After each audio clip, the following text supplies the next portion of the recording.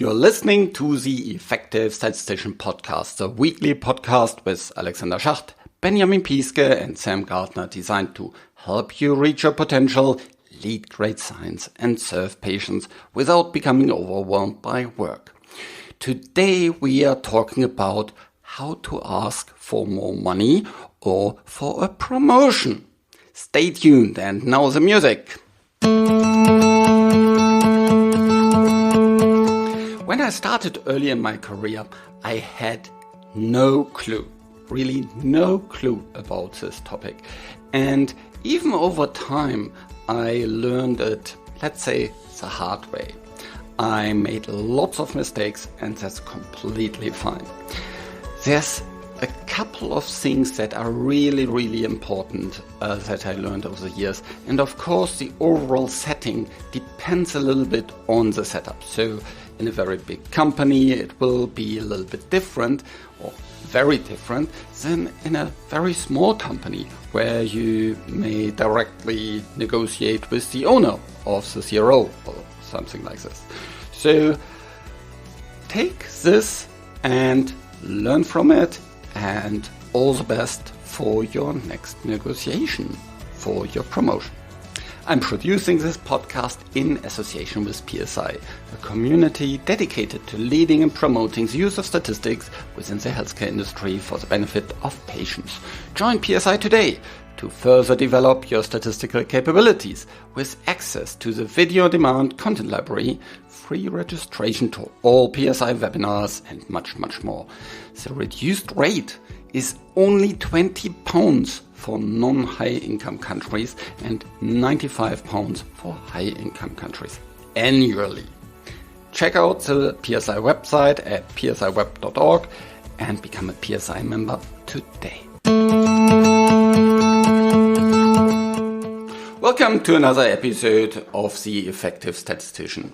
Today we are talking about how to ask for more money or for promotion. Well, the first thing is, of course, you need to know the process. Whenever you're working in a bigger company, in some companies that has a build-up HR system and a couple of different layers, and there's more statisticians there's more programmers, there's usually some kind of process. You can only apply for a promotion at a certain time in the year. Maybe there's certain criteria that you need to fulfill. Maybe there's certain kind of requirements that you need to meet.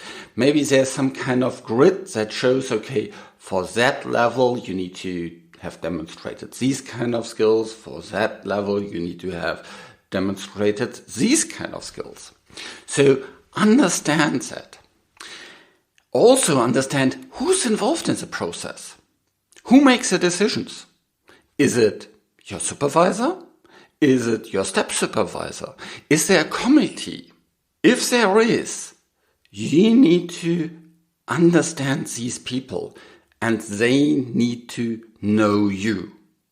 If they don't know you, likely it will be an uphill battle to get any kind of promotion.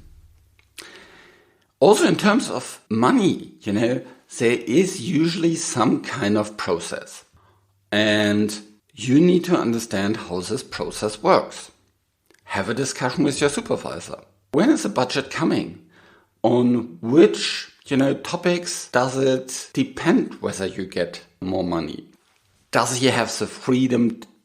Is there some kind of other things he can do? There's money is just one thing.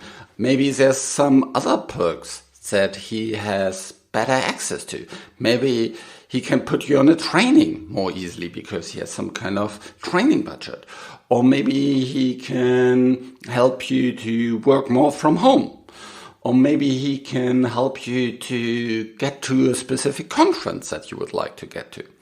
Money is just one thing. Maybe there's other things in the process as well.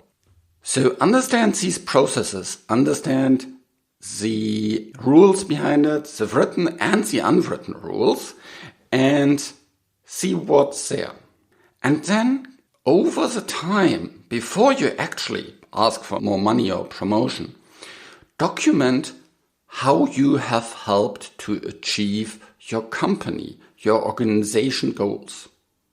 Hopefully you already know these. If you don't, then, well, you have a clear task now. Understand what is your organizational goals. Is your supervisor's goals? What are your step supervisor's goals? How are they measured? Because you want to help them to achieve their goals. You want to help achieve your company's goals. If you work on something that doesn't support that, maybe you don't need to work on that at all. Also, understand your market value. Where are you compared to others at a similar level? And market is, of course, here something really specific. It usually depends on the location. Yeah, so if you're located in Germany, don't compare yourself with someone that is located in the US. If you really only want to, work in, Idaho, then only compare yourself to other statisticians that have a similar situation.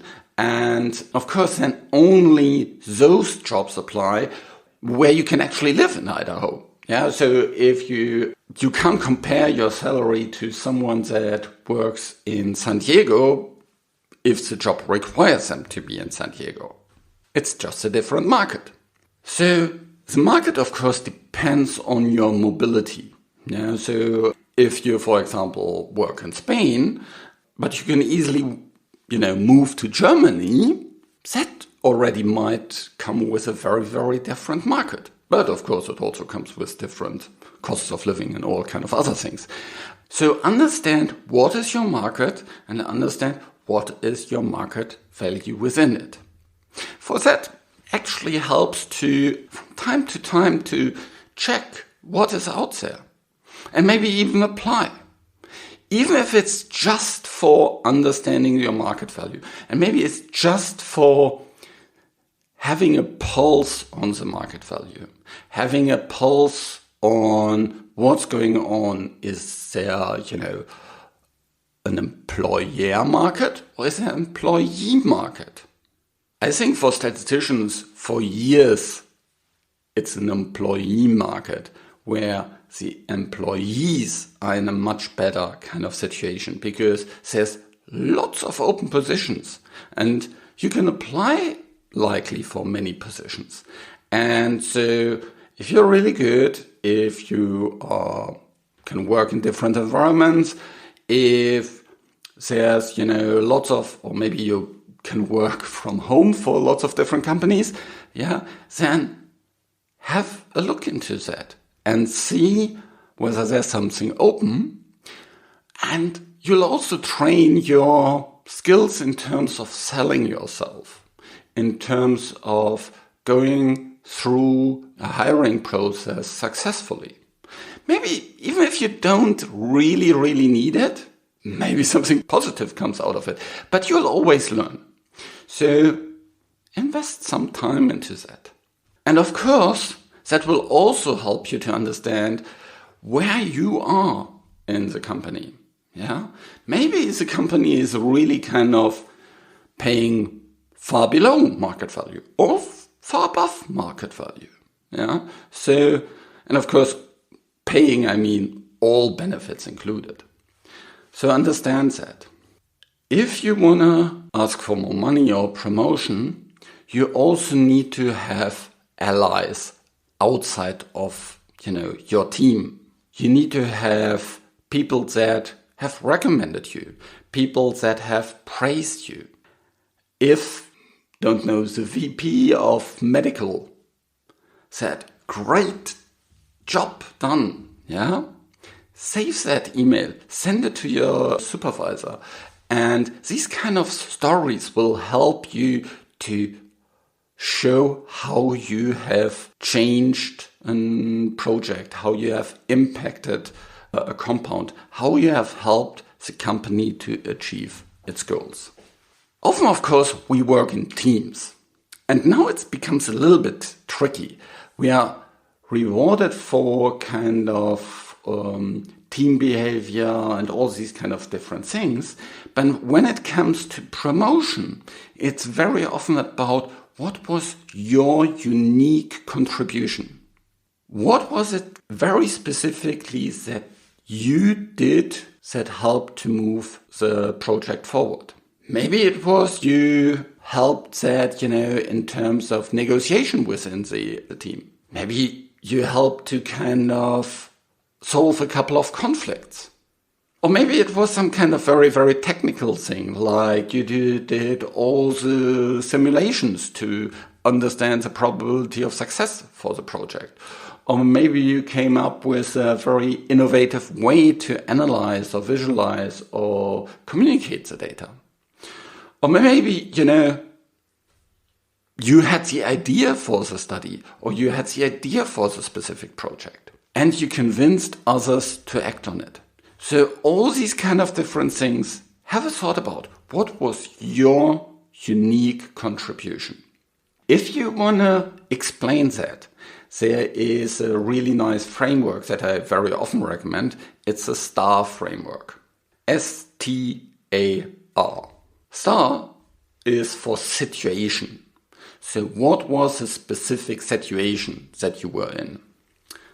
T is for task. What was the task that was on your plate? Action now describes specifically what you have done here. So not just I fulfilled the task, but what have you done specifically?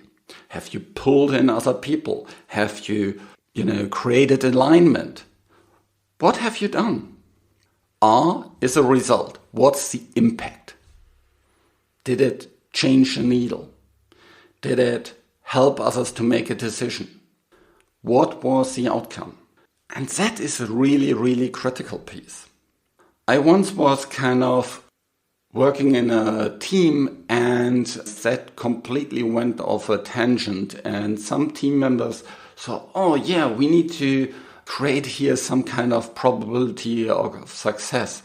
And then they did lots of simulation studies, but they couldn't tell what was the impact. They didn't know whether it was helpful to solve overall the business problem. And that's really bad. You need to understand what was actually the impact. Now for promotions, more money, one other thing is of course important. You get already paid for delivering value. So you'll only get an increase if you over-deliver on your expectations. So if everything you do is already expected from you, is just kind of in line with your current role, there's no reason to pay you more. There's no reason to promote you. You basically need to already play on the next level before you get promoted. You need to have demonstrated that you can act on this level, that you already deliver value on this level. So think about that. What is on the next level? What's happening there? Look around other colleagues that are already working on this level. What do they do that you don't do? So, of course, the positive things. Yeah, don't try to copy the negative things. Understand that. Maybe have a discussion with them. What helped them to get to this level? Have a discussion with your supervisor. How does your supervisor understand where you are, where are the gaps? And of course, that also comes back to your development plan. Yeah. So if you want to ask for money tomorrow, but you didn't have done your homework, probably bad timing. So prepare for asking for more money. Prepare for asking for a promotion over time. And then get the timing right. Yeah. Timing is really, really important. Of course, from a process perspective, it's really important. If, the promotion process just ended, it's probably pretty difficult to ask for promotion. It's probably good then to have a discussion about what the next promotion cycle is and when that will start and what will be required. Also, if your company just have, laid off lots of different people, maybe not the best time to ask for more money. So think about that. Yeah? Have in mind what is the overall situation within the company. Is it growing? Is it stagnant? Is there currently a lack of resources? Where are you? What is the state of the company? And then, have all these different things in mind. At the end, I also want to talk about a couple of don'ts. What you shouldn't do or never do. First, never bring in your personal situation. I now have a longer commute. I'm buying a house. My spouse got laid off.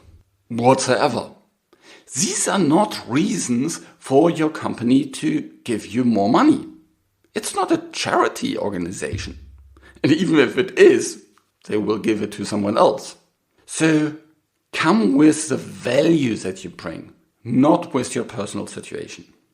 Second, be prepared to be challenged.